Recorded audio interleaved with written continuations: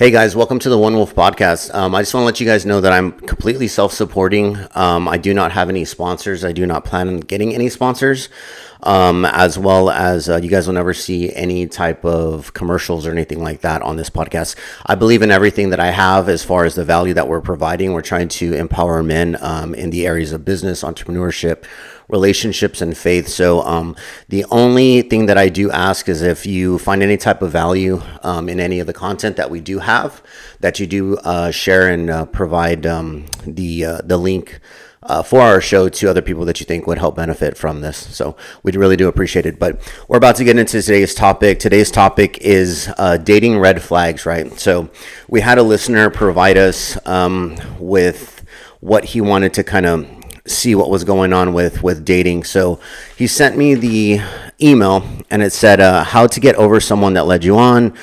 He was just talking and she led him on. And she played games with him, basically, I guess, and he fell for her hard. Now she ghosted him and still watches his stories on social media. He thinks he fell for her because she was very pretty.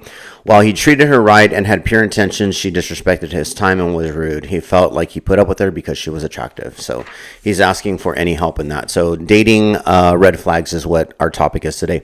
So now, for our listener, right, not all that glitters is gold. I have a deep testimony when it comes to red flags and being with somebody. It almost cost me everything I have, including my freedom. So I definitely have a lot of insight on this actual topic, right? So much like our listener, I was caught up in the looks. I was caught up in the lifestyle of being with this person, this female, and I was kind of blindsided, and I really didn't pay attention to the red flags or exactly even know what to look for, right? Sometimes as men, we just kind of are one-sided and we take a look at females and how beautiful they are. And a lot of times I think, we see females and we're like, all these other guys want them, but they start giving us attention, and it's kind of like an ego thing too. Maybe we kind of feel like, well, they're paying attention to us, they're giving us their time, So that's another thing that can definitely lead to being blindsided, right? Missing these little things can definitely be very detrimental to you and to your life. So we want to go over these dating red flags. That way you guys can take a look at them. So one of the main things that I want to say is when it comes to these red flags, so setting up boundaries is going to be one of the most important things, right? Creating a list of things that you want in a person and creating a list of things that you do not want in a person, and sticking to those boundaries is very important, right? Probably the most important thing, because if they step over those boundaries and they do something that is something you do not like or something that you do not want for them to do, then at that point you need to be able to cut them off and not say, well, it's okay because you're pretty or you're beautiful or you're this or you're that. So definitely setting up a list of do's and don'ts when it comes to dating and what's red flags and what's acceptable and what's not acceptable, right? So let's talk about some red flags, right?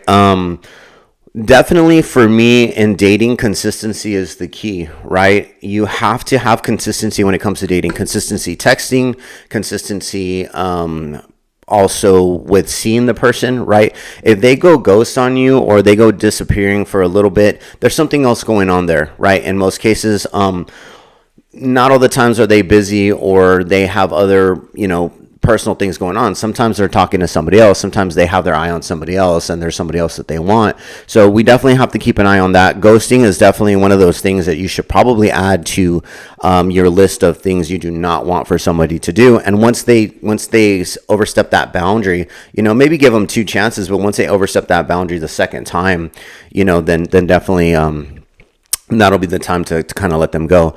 So are they not texting you back and forth? What does their social media look like, right? I've always said, and one of my biggest problems for the predicament that I got in when it came to the relationship that I was in that almost cost me everything, was I overlooked her social media, right? And to me, I've always said, and I'll tell all the guys that I coach, I tell everybody, men especially, Instagram is like a dating profile, right? Instagram is like a resume.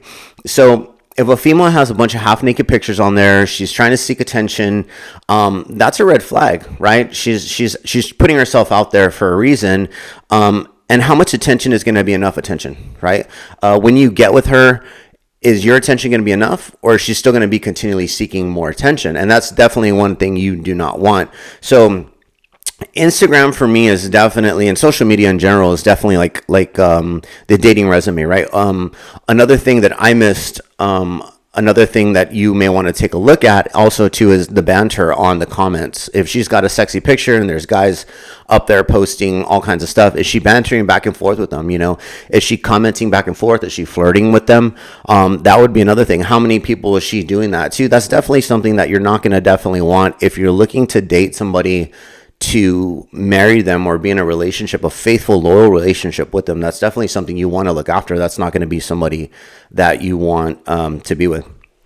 So posting half naked pictures, the interaction, a bunch of men flirting back, and this can go for women too as well. I mean, if you see a guy on there with doing thirst traps and he's got half naked pictures, this all applies to both. Our podcast is based primarily to help uplift and encourage and enlighten men, but this does work in both aspects. So also, let's see, one of the biggest things for me, right, if you're looking to marry somebody or you're looking to get into a relationship with somebody, this is a big one. Do they have sex with you on the first night, right? The first night you guys go out, you're having fun, you go out and have drinks, you have dinner, drinks, movie, whatever. And then, do you close the deal that night? Us as men, we have a lot of ego, we have a lot of pride. And, we take it like, yeah, let's, especially we younger, right? When I know me, especially when I was younger, it was like a numbers game. And that's not really a good thing. That's not a good thing when it comes to relationships. You're going to be out with these females that are doing all these things, and they sleep with you the first night, and you sit there and think, oh, well, it's because I'm just so good looking, or I'm just so smooth, or I'm just this. No, buddy, it's not that. It's that she probably does that on a regular basis, right? It's not that you're super attractive, or that you're super this, or you're super that, or you're, God's gift to women, that this girl is just going to put it out on the first night. So definitely keep that in mind. If she withholds it, or she kind of doesn't want to go that route with you, the first date, second date, even third date, the longer she waits, the more liable she is to be a better fit for you when it comes to like being your wife, so those are some definite red flags. One thing I want to say is that, when you're first dating, do not put all of your emotions into these relationships or into these dating situations, right? Let them prove themselves to you guys first before you go through and actually really start to break down those walls of your emotional connection. Because if not, you're just gonna jump in emotions first. You're gonna get hurt every time. So just keep that in mind. So picking a partner can be a matter of life and death, right? The one thing is, I'm very observant when it comes to seeing like homeless people out in the street, and in San Antonio, we definitely have a huge population. I think after COVID, the whole United States, our population of homeless just grew, which is really bad. And we're going to have some topics and some episodes to see what we can do to try to help that too, because that's something that's really near and dear to my heart. But I've had situations where we'll go out and try to help the homeless and do things, and I talk to them, and 99% of the time, if you'll see a guy and a girl that are together, that are homeless together, the sad thing is that they weren't always like that.